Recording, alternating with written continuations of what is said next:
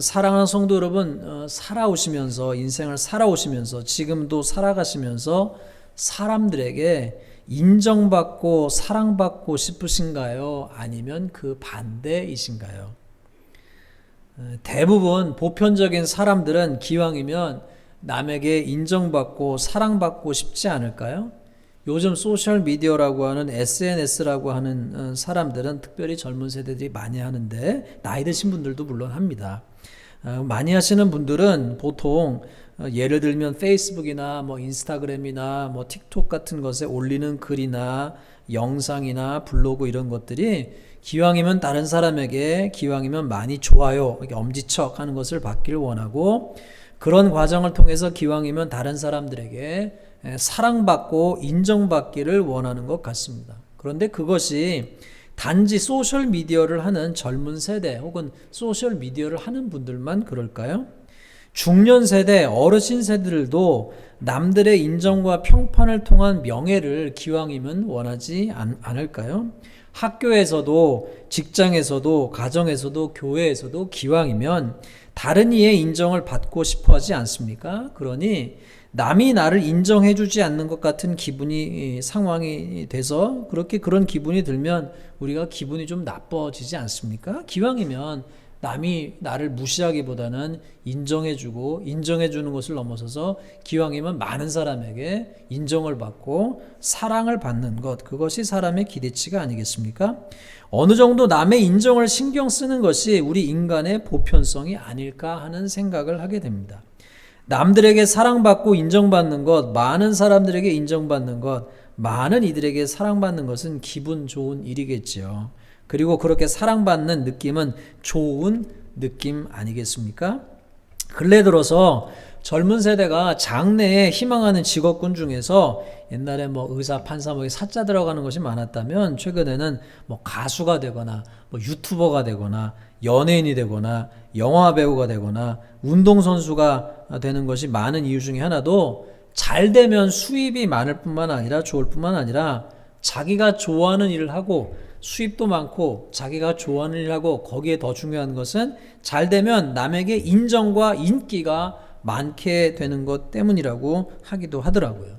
지금 예를 들면은 한국에서 많이 유명한 사람 가운데 영국에서 축구를 하는 손흥민이라고 하는 축구 선수 같은 경우에는 우리 한국인뿐만 아니라 영국 사람들, 그 토트넘 그 구단이 속한 그 지역에 있는 사람들뿐만 아니라 전 세계 축구 팬들에게 참으로 많은 사랑을 받고 있습니다. 그래서 젊은 세대들이 손흥민 선수를 보면은요, 눈에서 그냥 꿀물이 쭉쭉 떨어지는 것 같아요. 이름을 부르면 그 선수도 자기의 인기를 실감하고 누리고 즐기는 것처럼 보여집니다. 이 BTS라고 하는 그룹은 말할 필요도 없겠죠.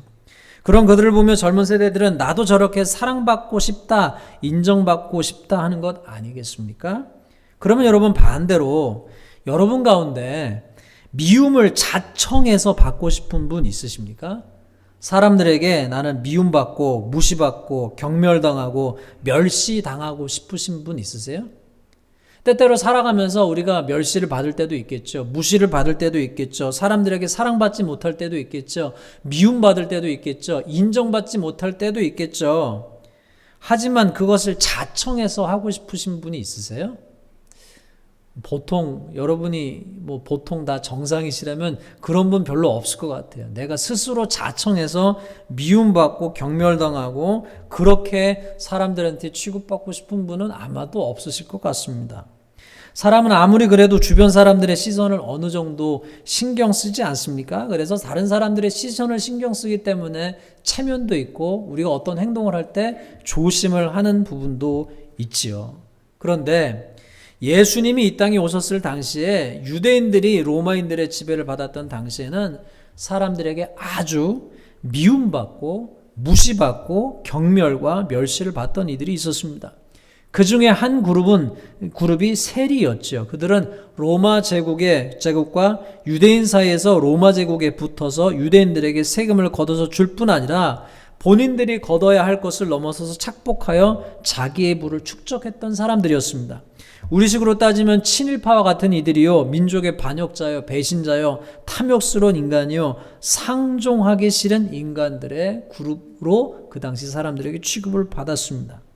오늘 말씀을 보시면 삭개오라고 하는 세리가 나옵니다. 그런데 이 세리 삭개오는 그냥 일반적인 세리가 아니라 세리 중에 우두머리, 세리장이었습니다. 그리고 성경이 강조해서, 굳이 강조해서 얘기하지 않아도 되는데 성경이 강조해서 얘기하기를 그는 부자라고 얘기했습니다. 그냥 세리라고 해도 당시 가난하던 유대 평민에 비하면 부자인 것이 자명할 터인데 성경은 그가 세리들의 우두머리고 성경이 강조해서 그들은 부자라고 말하고 있습니다. 또 성경은 또한 묘사하기를 그는 키가 작다고 꼭 집어서 말하고 있습니다. 그러면 여기서 잠깐 한번 생각을 해보십시다. 삭개오는 왜 세리장 삭개오가 되었을까요? 말씀드렸다시피 이미 그 당시 유대 땅에 살던 사람들은 다 알았습니다. 세리가 얼마나 미움받는 이들인지를 알았죠. 왜 삭개오는 사람들에게 멸시받고 미움받고 경멸하던 세리가 되었을까요? 성경은 아무런 정보를 우리에게 주고 있지 않습니다만 가만히 한번 생각해 보십시다. 삭개오는 삭개오의 가정 환경은 어떠했을까요? 삭개오의 아버지는 어떤 분이었을까요? 삭개오의 어머니는 어떤 분이었을까요? 또 삭개오의 어린 시절은 어떠했을까요? 다른 사람들의 평가와 인정을 통해서 형성되어가는 자존감이 형성되어가는 그 시기를 삭개오는 어떻게 보내었을까요? 분명한 것은 그 무언가 삭개오가 자기의 인생의 길을 정해가는데 다른 사람들에게 경멸을 당할지언정, 사람들에게 미움을 받을지언정, 멸시를 받을지언정 어떤 대가를 지불해서라도 나는 세리가 되어야 하겠다는 것 아니었을까요? 모든 사회적 관계, 사람들과의 체면, 사람들의 시선, 사람들과 여러 가지 평가 이런 것을 다 대가로 지불하더라도 그런 걸 다 포기하고 무시할지라도 반드시 돈만큼은 벌어야 되겠다. 내가 사람들에게 인정을 못 받는다 할지라도, 사람들이 나를 싫어한다 할지라도, 사람들이 나를 무시한다 할지라도, 사람들이 나를 헤이트하고 디스파이즈 할지라도 그럴지라도 반드시 돈을 벌어야 되겠다 한 것 아니었겠습니까? 어쩌면 삭개오의 아버지가 무능력했는지도 모르겠습니다. 어쩌면 삭개오의 가정이 정말 찢어지도록 가난했는지도 모르겠습니다. 어쩌면 삭개오의 가정에 누군가 병이 들어서 돈을 반드시 벌어야 하겠다 했는지 모르겠습니다. 어쩌면 삭개오의 가정에 정말 먹을 것이 없어서 성장기에 제대로 먹지 못해서 키가 안 큰 것인지도 모르겠습니다. 어쩌면 통상적으로 성경시대에 누군가가 누군가를 소개할 때 예수님을 소개할 때는 요셉의 아들 예수라라고 얘기했던 것처럼 우리는 last name이 있고 first name이 있어서 사람을 구분하지만 성경시대에서 사람을 구분하는 방법은 누구의 아들 누구의 손자 누구 이렇게 얘기하는 것이 통상적이었다는 것을 생각해 볼 때 삭개오에 대한 아무런 이름 없이 삭개오라고만 불려지는 것을 볼 때 어쩌면 삭개오는 부모님 없이 온갖 세상의 모진 풍파를 홀로 뚫고 살아남아야 했던 것은 아니었는지 모르겠습니다. 그러나 분명한 것은 어떤 것이가 동기가 되었는지는 모르겠으나 삭개오가 그냥 세리가 된 것에서 그친 것이 아니라 세리장까지 된 것을 보면 그리고 성경이 아주 강조해서 부자라고 한 것을 보면 삭개오는 분명 세리가 된 것에서 만족하지 아니하고 세리장까지 되기 위해서 남들에게 무슨 욕을 먹건 말건 돈을 움켜쥐는 게 그가 볼 때 세상에서 성공하는 게 부자가 되는 게 자기의 인생 전체를 걸었던 것처럼 보입니다. 그에게 있어서 돈은 자기의 목숨이요 모든 대가를 지불해서라도 지켜야 할 가치요 자신을 지켜줄 그 무엇인가로 생각했다는 것이 아닐까요? 그런 삭개오를 보면서 삭개오의 동네의 사람들은 속으로는 혹 그가 부자가 된 것이 부러웠을지도 모르겠습니다. 그러나 분명한 것은 그들은 삭개오를 싫어했고 혐오했고 그를 멸시했음이 분명합니다. 예수님께서 삭개오의 집에 들어가겠다 하셨을 때 사람들은 수근수근 거립니다. 뒷담화하는 거죠. 뭐라고 얘기했습니까? 죄인의 집에 주님이 들어가신다고 말하죠. 사람들의 눈에는요 삭개오가 어떤 사람인지 분명했습니다. 그의 과거가 어땠든지 사람들의 눈에 비친 삭개오의 현재는 철저한 죄인이고 사람들이 상종하고 싶지 않은 사람이었죠. 온 동네 사람들이 아는 죄인 중에 한 명이었습니다. 사람들이 가장 만나고 싶지 않은 사람, 가장 말하기 싫은 사람, 가장 가까이 교제하고 싶지 않은 사람, 그리고 가장 찾지 않을 사람이었습니다. 그런 삭개오가 사는 여리고의 동네에 주님이 지나가시게 되었습니다. 그런데 삭개오가 성경이 증언하는 것은 예수께서 어떠한 사람인가 하여 보고자 하는 마음이 삭개오의 안에 마음에 들기 시작했습니다. 우리 감리교의 교리로 따지면 선행 은총 성령께서 미리 역사하시는 은혜가 일어난 것이죠. 예수님에 대한 소문을 듣고 나서 아마도 돈 외에는 아무런 관심이 없었던 삭개오에게 예수님에 대한 관심이 생겼습니다. 예수님에 대한 소문이 삭개오의 귀까지 들렸던 것인지 예수님에 대한 어떤 소문이 삭개오의 마음을 흔들었는지 모르겠습니다. 이제 세리장까지 되었고 마침내 남부러할 부자가 된 삭개오의 마음에 어떠한 미세한 흔들림이 있었던 것처럼 보입니다. 본인이 도달해야 되겠다고 한 그 목표를 이루고 난 후 그 정상에서 무언가 허전함을 느꼈던 것일까요? 성경이 왜인지는 밝혀주고 있지 않지만 예수님이 어떠한 분인지 알고 싶어 했던 삭개오의 원함이 강렬했던 것 같습니다.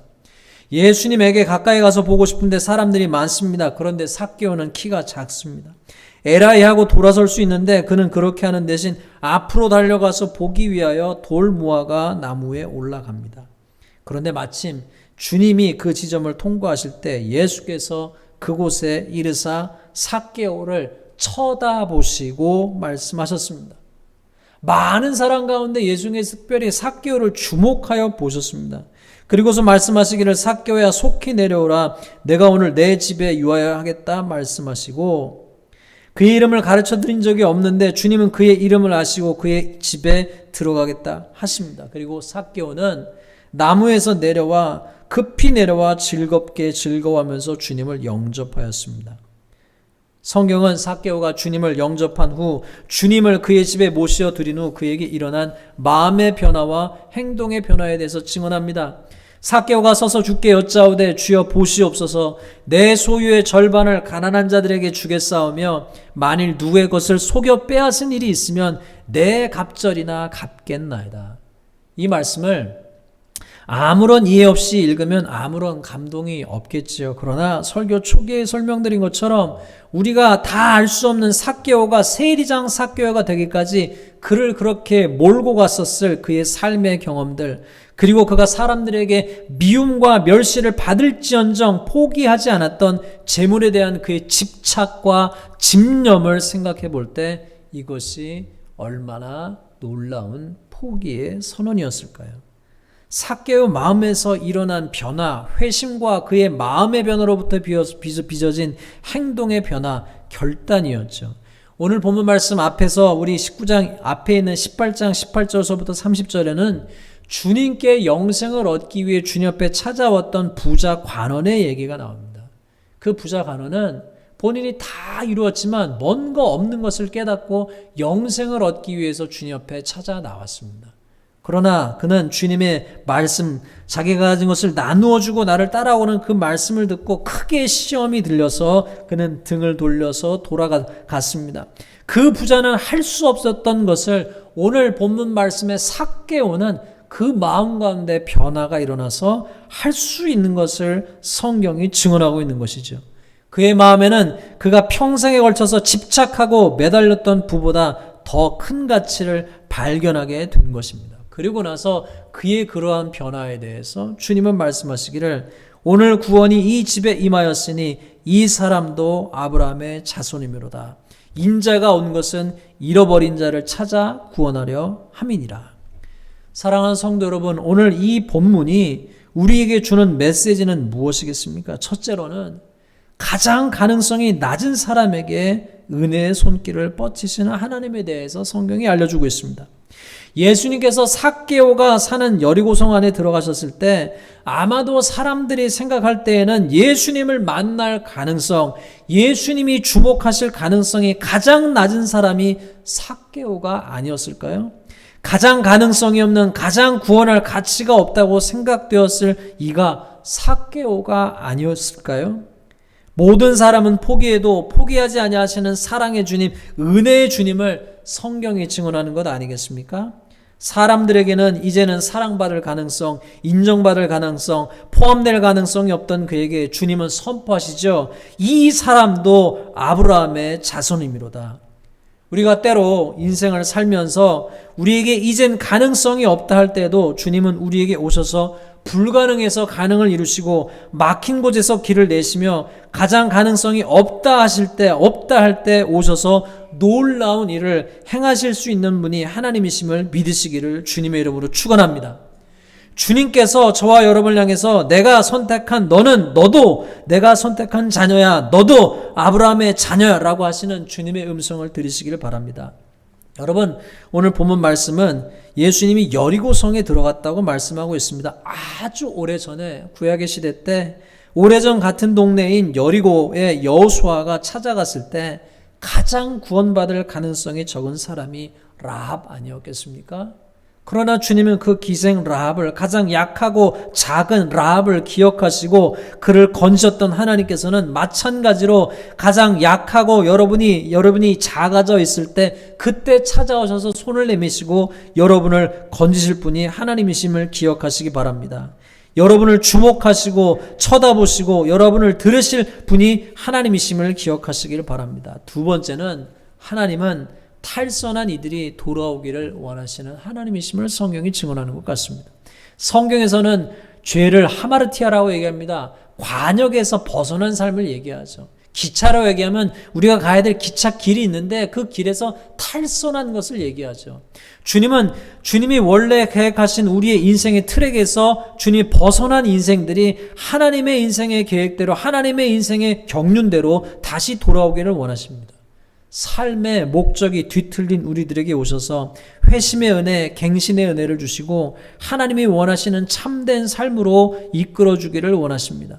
하나님이 원하시는 사랑으로 충만한 삶, 돈으로 탐욕으로 가득한 삶이 아니라 엉뚱한 길로 간 삶이 아니라 거룩으로 충만한 삶, 회복으로 충만한 삶을 살기를 원하십니다. 세 번째로 오늘 말씀을 통해서 우리가 함께 기억하기를 원하는 것은 하나님은 우리가 살기를 원하십니다. 인자가 온 것은 잃어버린 자를 찾아 구원하려 함이라 말씀하셨습니다. 잃어버린 자를 찾으셔서 생명을 얻게 하시고 구원받게 하시고 살게 하기를 원하시는 분이 하나님이심을 믿으시기 바랍니다. 요한복음 10장 10절은 증언합니다. 도둑이 오는 것은 도둑질하고 죽이고 멸망시키려는 것뿐이요 내가 온 것은 양으로 생명을 얻게 하고 더 풍성히 얻게 하려 함이라. 악한 영은, 사단은 우리가 망가지길 원하고 유혹에 넘어지길 원하고 우리가 망하길 원하고 죽기를 원하고 정욕에 쓸려가길 원하고 주저앉기를 원합니다. 그러나 우리를 사랑하시는 주님은 우리가 일어서기를 원하고 회복되기를 원하고 살기를 원하고 하나님의 뜻을 따라가기를 원합니다. 가장 가능성이 낮은 자라 할지라도 주목하시고 다시 하나님의 길로 돌아오기를 원하시고 살기를 원하시는 하나님, 잃어버린 자가 회심하고 돌아오기를 원하신 하나님은 우리가 개혁되고 갱신되기를 원하시는 하나님이심을 성경은 계속해서 보여주고 있습니다. 에스겔서 18장 31절로부터 32절을 통해서 성경은 증언합니다. 너희는 지금까지 범한 모든 죄를 버리고 마음과 심령을 새롭게 하라. 이스라엘 백성들아 너희가 어째서 죽으려고 하느냐. 나 여호와가 말하노라. 나는 그 누구도 죽는 것을 원하지 않는다. 그러므로 너희는 회개하고 살아라. 사랑하는 성도 여러분, 하나님은 우리가 회개하고 살기를 원하십니다. 죽어가는 교회가 회개하고 살기를 원하셨던 하나님은 마틴 루터를 보내셔서 505년 전에 종교개혁을 일으키시고 카톨릭 교회가 살기를 원하셨고 그 교회 가운데 개신교 교도들이 믿음의 은혜를 따라서 오직 은혜로, 오직 성경으로, 오직 믿음으로 돌아가기를 원하셨습니다. 그 하나님은 동일하게 삭개오를 부르셨던 것처럼 우리를 부르시고 우리를 주목하시고 우리의 기도에 응답하시는 하나님, 우리가 회복되시고 우리가 살아나기를 원하시는 하나님이심을 믿으시길 바랍니다. 사랑하는 성도 여러분, 오늘도 사개오 10년 가운데 역사하셔서 그를 살리시고 그를 회복시키신 하나님께서 사랑하는 성도님들 또 우리 교회들을 새롭게 하시는 그 주님의 부르심의 초청을 받아들이시고 그 하나님이 여러분을 회복시키실 하나님이심을 기억하시는 여러분 모두가 되시기를 주님의 이름으로 축원합니다.